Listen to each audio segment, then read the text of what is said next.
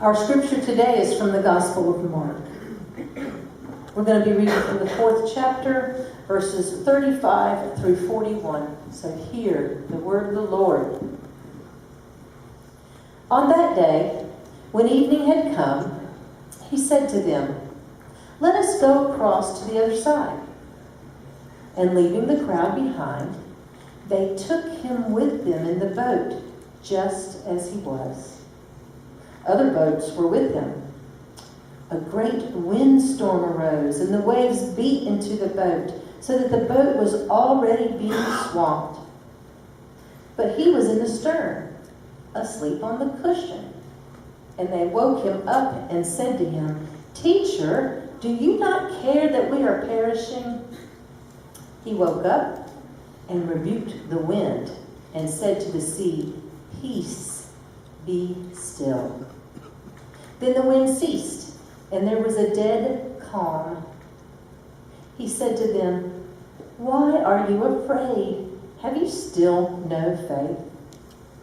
And they were filled with great awe and said to one another, "Who then is this, that even the wind and the sea obey him?" This is the word of God for all of us, the people of God. Thanks be to God. Well, this weekend we've had some missioners stay in our church. And it's actually interesting. It's a collection of ACC athletes from UNC, Duke, Clemson, and Virginia Tech. Any graduates from those schools? Okay, all right. All NC State folks, I guess. And so, yeah, could you go ahead and turn on those lights? We're going to turn on these lights. I'm going to show you something on the screen over here, and I want to make sure you can see it really well. But they actually watched the game, the UNC-Duke game, together on Thursday night without killing each other. It was pretty remarkable, these UNC-Duke athletes. But I was with them last night having dinner, and we had a chance, those of us who were impacted by the storm, Hurricane Florence, to kind of communicate with them about what that did for our community and how the struggle was. And one of them asked us, "How did faith sustain you through the storm?" I didn't expect that question. And so I want to talk a little bit about that this morning, about faith in storms. Before I do, I also want to share with you some of the renovations that are going on in this church. Do you mind if I take a moment and talk to you about that?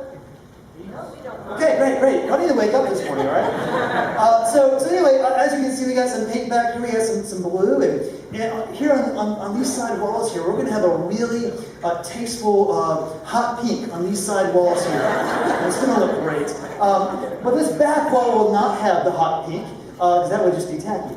But this is going to be neon green back here, kind of a real sort of glow-in-the-dark feel. And also, we wanted to convey that you were sort of walking out into the beach. And so what we're going to do is we're going to bring in tons and tons of sand and put it all along the board here. And so when you come in here, you can just take off your shoes and just dip your toes in the sand as you worship God. That sounds pretty great, right? Also, we recognize that we've got a really great set of musicians here. We have a really great band. And so when they walk on stage, they need an entrance.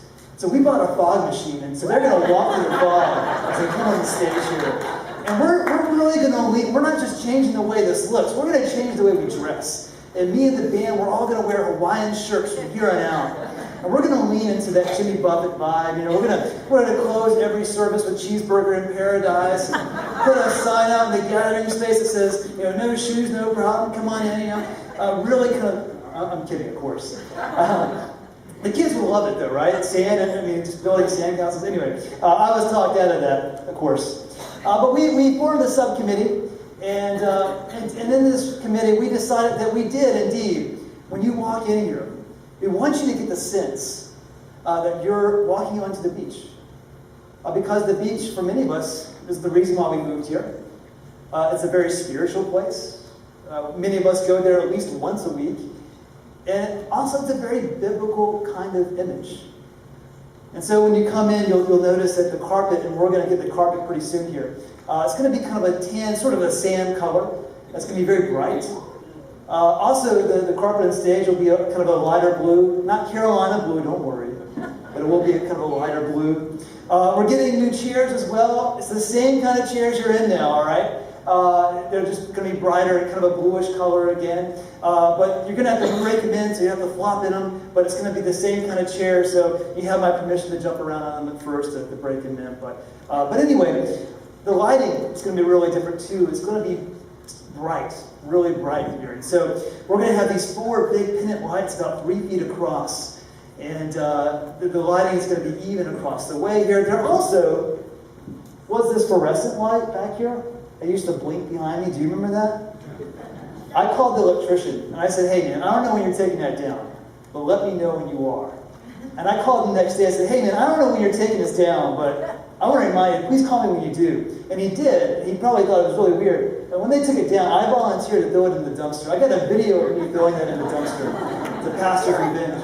But anyway, so the lighting will be different. And then these screens here are actually going to go away. We're going to take these down. And we're going to put a wall where these screens are here. And behind it will be storage, and so it'll be less cluttered. It's going to look a lot, it's just going to look better. It's going to look neater up here. This window over here is going to turn into an emergency exit. So if the sermon gets really bad, you can rush out of here real quickly. So right over here will be an emergency exit. And also, what I'm really excited about is that we're working with a local woodworker who is going to be making us an altar.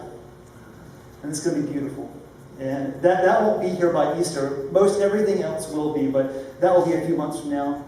This podium will also match it as well. We're going to get a new one of these.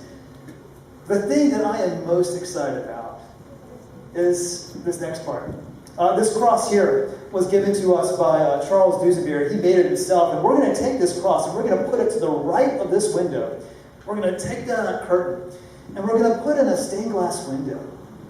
And it's important to us that this feels both like a traditional space and a contemporary space, where both services can worship in here. And so this stained glass window is one that we're really excited about because we believe that it's really going to feel very traditional, but also very contemporary too.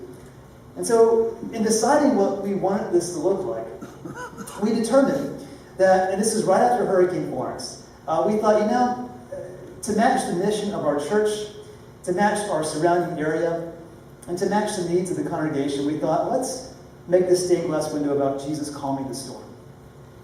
And so I want to show it to you now. It's just a sketch. Just a sketch. So that's why we turn out the lights so you can see it. But if you could put in it, there it is, yeah. So I know it's difficult to see. I'm so sorry for sitting here. We came in this morning and this was broken. So, but anyway, you can see here, Christ is on this side, and the storm is over here. And then he's with these 2 hands here. He's commanding the storm to move. And you can see these big kind of frothing waves and a lightning kind of striking down, big clouds. And it's not in color yet, but when it is, you're really going to see it well. And you can see how it's really kind of moving away, right? And then the sun is breaking through. We chose this image because we know that when you come to church here on Sunday mornings, many of you come with your own kind of storms, with your own rain clouds. And every storm is a little bit unique. Every storm is a little bit different. And when you come here, we want you to walk into this big, bright, airy space that reminds you of a natural scenery of the area. But more importantly, as you sit and worship here and as you look at this stained glass window, we want you to think about how God has peace that is ready for you. How God's peace is available for you who are riding out storms. And that is our hope with this window. This won't be done by Easter. It's going to be a few months from now, probably late summer. But we are so excited to welcome this as a part of our church. And so we do these renovations not just for ourselves. I mean, we definitely need it. We want a more worshipful space. That we need this time together, like our cell phones. We need at least an hour a day to recharge, right? And so this time here is a part of our recharging process. But primarily we do it because this is not our house. This is God's house. And with these renovations, we have chosen to honor God with it. And so we care for this space, we care for this church as much as we care for our own properties, right? We care for this place because this is where God lives. And so I want to speak to you this morning briefly about the biblical inspiration for these renovations, about what it means to be a church that is imploring people to search for God's peace and to welcome God's peace in their life. And I want to begin with this. If you could show that map there. This is the inspiration of Jesus' ministry. This is the Sea of Galilee. This is just a Google Earth image. And right here is where he spent a lot of his time. This is Capernaum. This is where Peter is from. And it said in this little area here that in Capernaum that he had a house, Peter did. He had his mother-in-law and his wife. I would assume if he has a mother-in-law, he has a wife. And it's speculated that Christ lived with Peter for quite some time. During his public ministry, they lived in like a 15 by 15 house. And the four of them crammed in together. That was pretty normal back in that day. And that was sort of the center hub of his ministry. And then all around this area here is where he spent most of his time traveling. There are all these little villages here, these beautiful little villages. And this was fertile ground. And I know it looks like an arid desert climate, but it's fertile ground spiritually. He didn't spend a lot of time in Jerusalem. That's where a lot of the religious elite were, a lot of the politicians, that's where all of the power was, but that wasn't fertile ground for ministry. This area was. This was admittedly more middle class, lower middle class, or lower class, and these are people who were really searching. And that's where his ministry really took hold. And it's here, when he would walk along these shores, thousands of people would follow him. Thousands of people would follow him. And it just snowballed more and more the more his ministry wore on. And so he would often travel with his disciples across the Sea of Galilee. This is about 7 or 8 miles across, 12 miles long. And in the story from today, they're probably traveling about 4 or 5 hours on boat. And in the middle of the sea, no one knew how deep it was back then, but we know now, of course, it was about 160 feet deep. Back then, it might as well have been a mile in their head. In fact, they had this, it was a commonly held belief that not only was this just this is a big sea to them, but the bottom of the sea was so mysterious that many people believed that it was the gateway to the abyss. And so they were not just afraid of drowning, they were also afraid of sinking down to some sort of, abyss, into nothingness, into some sort of hell. And so, coming across the storm at nighttime was a very scary proposition. And that's what Jesus said. He said, let's go across the sea. It was early evening when they make it across, and the boat was not that big. It wasn't a yacht. If you could show that boat, they found a boat recently, a first century boat. It's still intact. You can see it doesn't look that big, but it's 27 feet across. And go to the next picture. This is what it would have looked like with one single sail. And the back part here is called the captain's chair. The captain, Christ was the captain of any boat he was in. And there usually was a cushion there, so if the captain wanted to take a nap, he could do that. And after a long day of preaching and teaching, of people tugging on him, hanging on him, can you do this, can you do that, of asking him deep theological questions, he was exhausted. My mom was a teacher growing up, and I remember how she felt when she would come home some days after kids tugging on her all day. She was a fourth grade teacher. And after speaking all day, she would come home and just be so exhausted sometimes. I would imagine that was a similar kind of exhaustion that Christ felt. Just wanting to lay down and collapse. And in fact, he was so tired, he slept through this remarkable storm. And so I want to show you a painting. I'm not big on Renaissance art, but this painting really means a lot to me. This is Rembrandt's painting of Jesus calming the storm. He hasn't done it yet. Interesting fact, this painting was actually stolen in the early 90s. It was about a 5 by 7 foot painting, and they cut it out. And according to the internet, which is never wrong, the internet says that the FBI knows where it is, but they don't have enough evidence to actually take it back. It's like in some, I don't know, it's some home in America, but they don't, that sounds ridiculous, right? But for now, it's safely in my bedroom, so we don't have to worry about it. And someone said, oh, Pastor Russ is a thief. But one of the reasons why I love this painting, and I hope that you can Google it later and really look at it. There's a lot of foreshadowing here. You see a cross in the sail. You can't see it, but this flag has a cross in it. It's very subtle. But the reason why I love this is that every single disciple has a different reaction to the storm.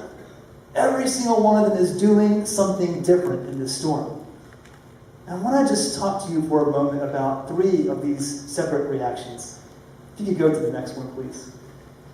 First of all, there's this guy, this poor sap. He's clearly not feeling too good.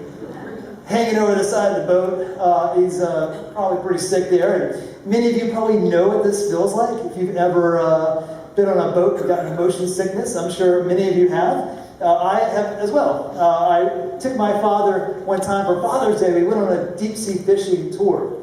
And before we got on, they said, we got to tell you the waves are rough out there, but we're still going to go. We said, okay. And then we saw the other boat come in before us, and everyone got off, and we saw the crew. They were washing off the deck of the boat and the sides of the boat. And I thought, they're washing off the salt water. Good for them. Wasn't the salt water. And that was a long 3-hour tour. So anyway, the reason why this resonates with me is because it's a little detail. It's in that kind of dark spot in the painting that you barely miss it, but this is a physical reaction to a storm. And there are physical, emotional, mental reactions that storms cause us in our life, and we cannot help those kinds of reactions, can we? Those are real. If you've ever been through a kind of storm, you know that these storms can impact you. They can leave scars on you. There are things that you just can't help, reactions that are there that just kind of come up and you just can't help it, can you? You know what I'm talking about. Many of you do.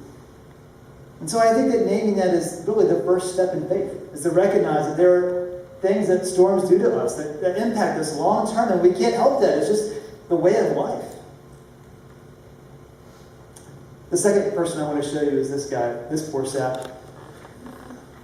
He's got his hand on a rope here. His other hand just kind of flailing about, he doesn't know what to do with it, right? But his other hand's grabbing a rope, and you really can't tell if it's attached to anything. Maybe the bottom is, but the top is not. In this painting, there's ropes flying everywhere. The sail is almost broken off, and he's just trying to grab onto something. But he's got his back turned to Christ, and in his panic, in his rush to control the situation, he grabs onto a rope. Have you ever felt like that during a storm? This need to want to control. This desire to want to grab onto something to get the situation under control. Many of you told me when you left to leave Hurricane Florence that several of you were refreshing your phone constantly. As if refreshing your phone could give you more control. You were making phone calls to your neighbors to check in your home as if that could do anything at all. You were straining to control the situation. For those of us who stayed, I had it in my head. I want to stay because if a tree falls, I want to be sure to catch it, right before it hits my house. And if the floodwaters rise, I can put a towel at the door and stop it. I had these ideas in my head that I could somehow control the situation, I could somehow control the storm, but truly, as we all found out, it was out of our control. And then when it was over, there was so much chaos after the storm, we were frantically running around trying to do great things and help other people, and many of us did. But how many of us felt like we were just holding onto ropes, that the little efforts we were doing were very small because the storm was so big, and there was so much that was out of our hand. Many of us take responsibility for these storms. We feel like they're our fault. We feel like it's our fault that this thing is happening to us, but much that happens to us in life is not our responsibility. Be easier on yourselves. It's okay to reach out for a rope, but just know that some storms are out of your control. The next one I want to show you is this guy. He's kind of in the background here. It's sort of dark. You may not be able to see it from where you're sitting, but he's got his hands on the tiller in the back of the boat. And so he's working. He wants to help out. He wants to contribute. He's working a little bit, but notice his head here. His head is cocked. And he's attentive. He's looking at Christ, and he's saying, okay, we've woken you up. Now what are you going to say? Now what are you going to do? And I think that is the posture of faith. Your hands on your tiller, but your eyes are on Jesus. You're working, you want to help out, you want to contribute, you want to live out your faith, but you got your heart set on Christ. You want to hear what he's got to say. You understand that he is the one that's in control. These Zoe orphans were raising money for. You probably don't know this, but I just found out myself that there are more orphans in India than there are in every African country. That's a remarkable stat. The orphans that we have adopted, not only are they orphaned, but they're living in slums. I mean, if you ever, I've never been to India, but I've only seen pictures, but these are really awful, awful situations. And so not only are we teaching them job skills, but more importantly, we're teaching them their rights as children. Because the system often abuses them, people abuse them, and they need to know that these things are not okay. And so we teach them how to go to the authorities and how to protect themselves and how to avoid bad situations. We teach them those rights. And while it's a Hindu country, the teachers and the leaders there are Christian, and so they feel Christ's love through their leadership. I mention that because I want you to imagine that your whole childhood is just one big storm.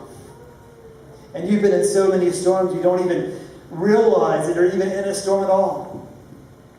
But because our hand is on the tiller, because we're paying attention to Christ, we too can be those hands of Christ calming that storm. When Christ said, "Peace, be still," he wasn't just saying it for the boat he was in, he was saying it for all the boats that were surrounding him. And by giving our little bit of change, we are the commanding hands of Christ, trying to bring peace and stability to the lives of these children. That indeed is the posture of faith. And so they wake this guy up. And they say, "Hey man, we're dying, don't you care?" I mean, that's essentially what they said. And let me ask you this, does anyone enjoy being woken up by a nap? When you're taking a nap? Like abruptly, like, hey, wake up, wake up. Does anyone enjoy that? Like, especially when you had a long day and you take a nap, you're like, oh, why did you wake me up? And you can feel a little bit of that. He's a little bit cranky. He's very direct. And he says, "Don't you guys have any faith? Come on now. I'm in the boat with you. You're going to be okay." And then he simply says, "Hey, peace, be still." And he shuts that storm down. And the scripture says that they were like the realization of who he was washing over him. The Bible was supposed to be about who Jesus is, but even the disciples could not identify this. And they say, "Who is this man? Who is this guy? I mean, he just stopped the storm." If you've ever, last year you may remember that horribly tragic accident on that lake in Missouri with the duck boat. Yeah, many of you saw that video as well. The storms on the Sea of Galilee are very similar to that. I was on the Sea of Galilee once, and someone said, "Hey, it'd be great if we could see one of those classic Sea of Galilee storms." And the tour guide said, "Oh, no, you don't. No, you don't want to see that, because they are bad."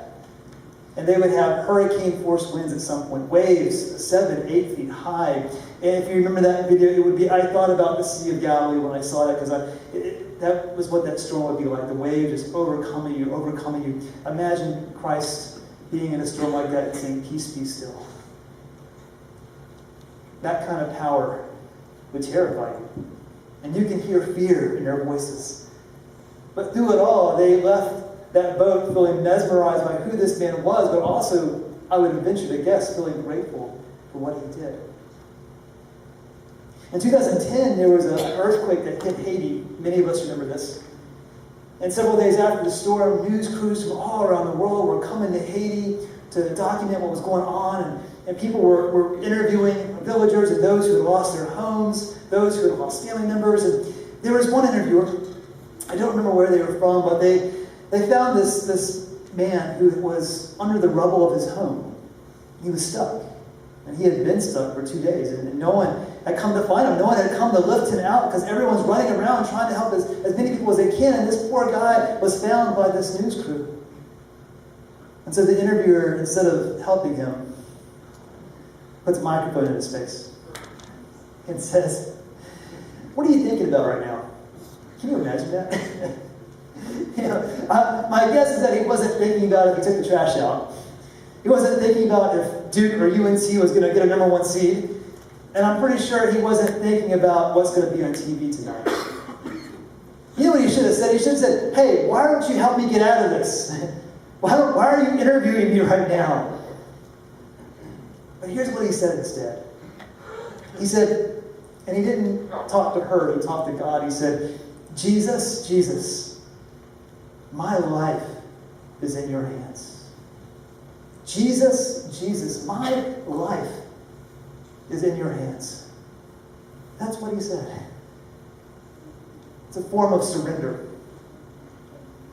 You know, you can look at this passage 1,000 different ways and try to exegete all the nuances and try to bring forth the message, but this story is meant to be simple. This story has the simplest message of all, which is, Christ, my life is in your hands.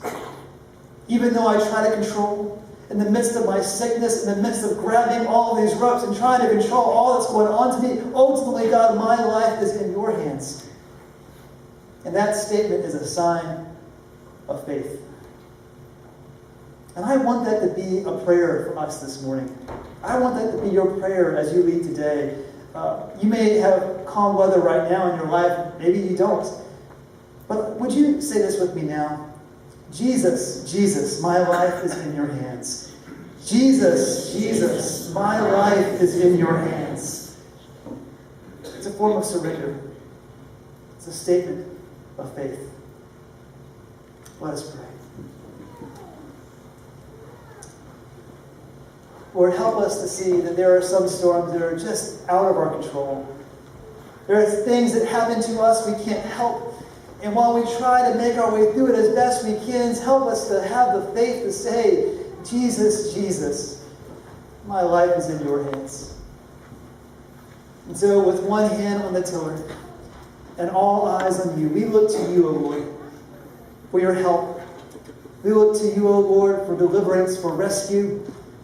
And we trust that regardless of what happens, you will lead us through the storm. We pray these things in your holy name. Amen.